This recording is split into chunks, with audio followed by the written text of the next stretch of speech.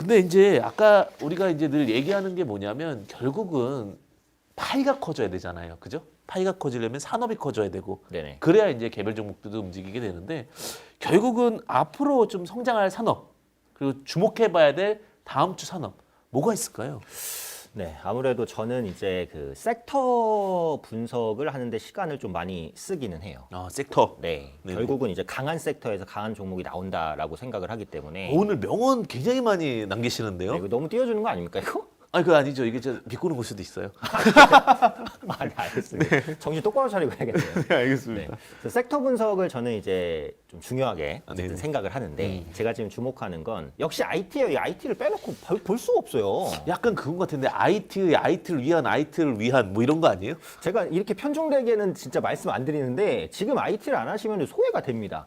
지금은 이제 포트에 IT 종목 무조건 있으셔야 되거든요. 그래서 지금은 이제 IT를 꼭 보셔야 될 것 같고 IT도 사실 종류가 많잖아요. 그렇죠. 사실은 IT도 뭐 메모리, 그렇죠. 뭐 비메모리, 뭐 5G, 네, 부품도 있고 부품. 생각나는 거 다 말할 뻔했습니다. 엄청나게 많은데 저는 그 중에서도 그 비메모리 반도체를 보자 이렇게 이제 말씀을 드리는데 한국이 이제 반도체 강국이잖아요.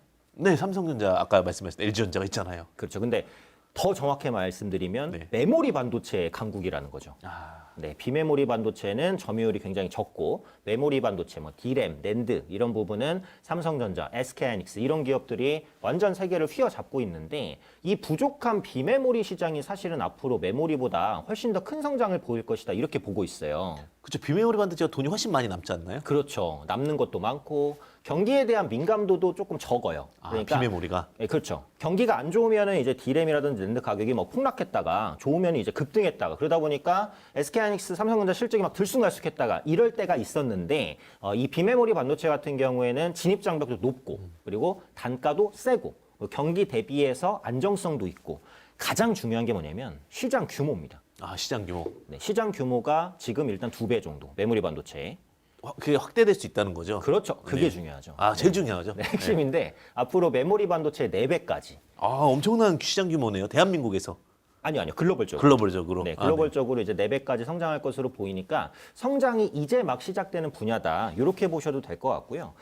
이 메모리 반도체는 사실은 그 대기업 하나가 장악하는 경향이 있어요. 이런 것도 시청자분들 좀 처음 들어보시는 분들 많으실 것 같아요. 네, 그래서 설명을 좀 해드리면 삼성전자나 SK하이닉스에서 집중적으로 메모리 반도체를 뽑아내는 구조지 네네. 다른 기업들이 뭐 이에 따른 수혜를 그렇게 크게 받거나 이러기 좀 어려운 구조인데 이 비메모리 시장은 분업이 중요합니다. 네네. 네, 그러니까 기존의 메모리 시장 같은 경우에는 소품종을 다량 생산. 그러니까 하나의 이제 큰 공장에서 막 찍어낼 수가 있었던 건데요. 이 비메모리 같은 경우에는 다품종 소량 생산. 그래서 큰 기업들이 독점할 수 있는 게 원가 경쟁력을 이길 수가 없겠네요. 워낙 그렇죠. 많이 뽑아내면. 메모리 같은 경우는. 그렇죠. 메모리 같은 경우는. 네. 그런데 비메모리는 뭐 설계라든지 뭐 제조라든지 이런 부분들을 각각 전문화에 맞게 구성을 해야 되는 거기 때문에 결국은 동반 성장 구조가 된다는 거죠. 그러네요. 이게 좋네요. 네, 그래서 이제 국가에서도 비메모리 사업을 계속해서 장려한다. 이렇게 보시면 될 것 같고 삼성전자도 이번에 비메모리 반도체에 투자를 많이 하기로 하면서 다른 기업과 상생하겠다라는 의지를 많이 피력을 했어요. 상생. 오랜만에 단어, 좋은 단어 듣습니다. 그렇죠. 네. 그러다 보니까 이 비메모리 관련된 수혜가 트리클 다운, 그러니까 윗물이 고여서 아랫물을 적신다. 네, 이런 수혜까지 오지 않을까 해서 비메모리 반도체 관련주를 조금 관심 있게 보시면 좋지 않을까 이렇게 생각을 하고요.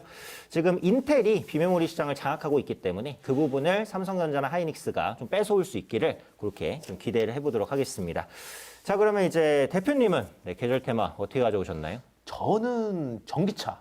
네, 전기차. 저는 전기차는 앞으로 5년 동안 질리지 않을 것 같아요. 5년 동안 질리지 않는다고요? 네, 그 어머니의 된장찌개 같은 저희 어머니 된장찌개 잘 못 끓여요. 취소하겠습니다. 네, 알겠습니다. 청국장 같은 청국장 같은 종목이라고 보시면 될 것 같고요. 네네. 이거 말 잘못한 것 같은데. 잘못 찾은 것 같아요. 네, 전기차 해주실지 모르겠네요. 못 보시게 해야겠어요. 네네. 자, 전기차 테마주 관련된 종목들이 일단 5년 동안 시장이 너무나 넓어져요. 그러다 보니까 이 시장 자체에 대한 과정들 자체가 너무 넓어지고 있고, 그 다음에 유럽 같은 경우는 지금 환경 문제랑 중국 같은 경우도 두각을 받고 있기 때문에 관련된 섹터는 계속해서 파이가 커질 것 같고요. 앞으로 시장에 대해서 이제 이게 딱 답이다라고 보였던 게 테슬라, 일론 머스크 세계 1대 부호로 올라옵니다.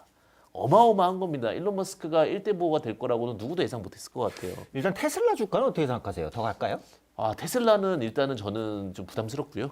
그러세요? 다만 이제 국내 증시에 네. 좀 국내 입각해서 증시. 좀 말씀드리겠는데 전기차 시장이 5년간 상승 예상하고 있고 오히려 국내에 많은 뭐 전기차 배터리라든지 전극 과정만 갔어요. 전극이라는 거는 양극재, 음극재에서 이렇게 배터리 만드는 성분에 관련된 종목들이 갔는데 더 뻗쳐서는 조립 과정으로 갈 수도 있고 활성화 과정으로 갈 수도 있기 때문에 지금 전극 과정 일부만 갔기 때문에 앞으로도 계속해서 퍼져나갈 수 있다. 이렇게 과정을 좀 보고 있기 때문에 전기차 관련된 섹터 좀 주의 깊게 보셔야 될 것 같고 전기차 물질 중에서 저는 음극재 쪽은 아직까지도 갈 수 있는 상황이 많다. 왜냐하면 저도 비메모리 반도체를 좋아했던 게 뭐냐면 일단은 마진율이 좋아야 돼요. 네네. 근데 전기차에서도 마진율 좋은 쪽을 좀 보면 음극재 시장이거든요. 음극재가 마진이 좋은가요? 네, 특히 음극재 쌓는 거. 왜냐하면 양극재 같은 경우는 쌓이는데 알루미늄이니까 그렇게 크게 마진율이 나오지 않는데 여기 이제 얇은 구리 동박으로 합니다. 동박으로 하기 더 비싼 거. 일단 비싸봐야 좀 더 마진율이 높겠죠. 그런 과정으로 하죠. 보시면 될 네네. 것 같고요.